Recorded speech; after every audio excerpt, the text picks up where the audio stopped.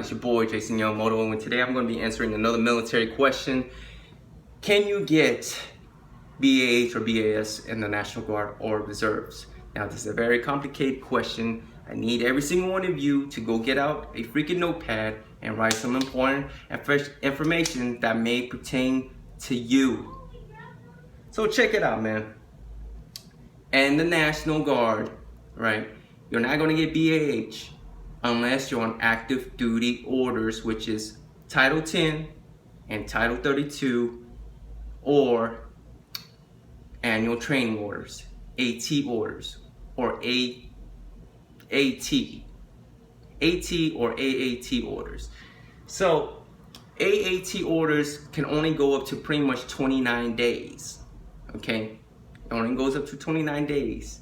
Anything that's pretty much from 1 day to 29 days, you're only gonna get BAH type 2, which is pretty much 1/16 pay of BAH type 1. BAH type 1 is your full amount, and it really depends on your zip code. If you live in San Francisco, they'll pay you pretty much $2,500 a month for BAH.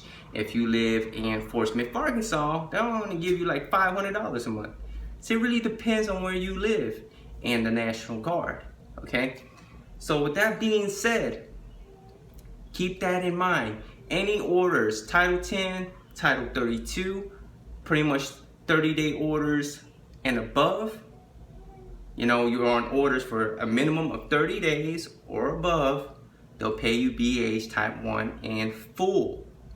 All right, normally they pay you on the 1st and 15th. They usually break it down in two. They don't usually pay you the whole thing, just in case they gotta cut your shit off.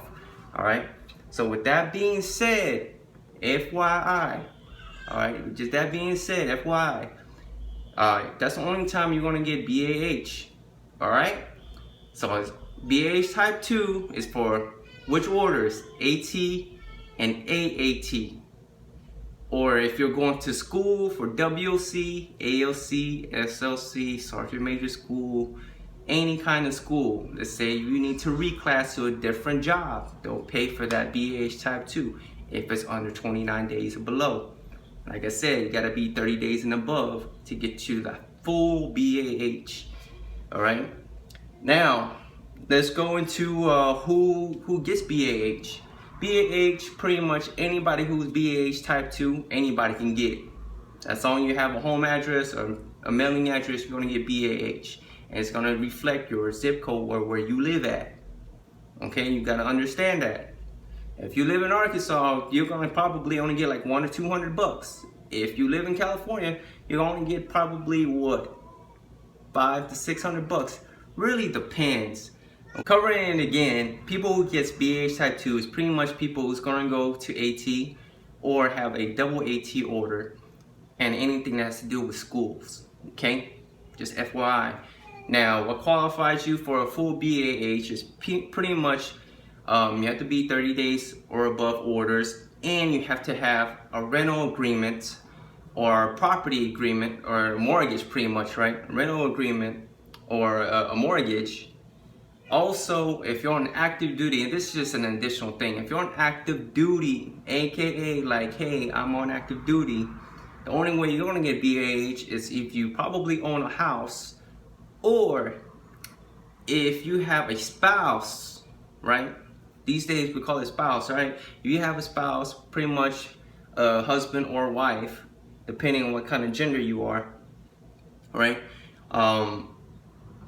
They're gonna ask if you can bring your wife over, right? So you bring your wife over and they'll put you in military housing. Now, if they don't have military housing available to you, guess what? You get to live off base.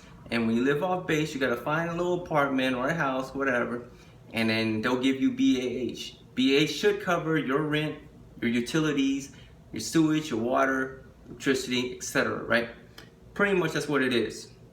Now, if if you don't own any of that stuff, or you don't have a spouse, you don't have kids, right?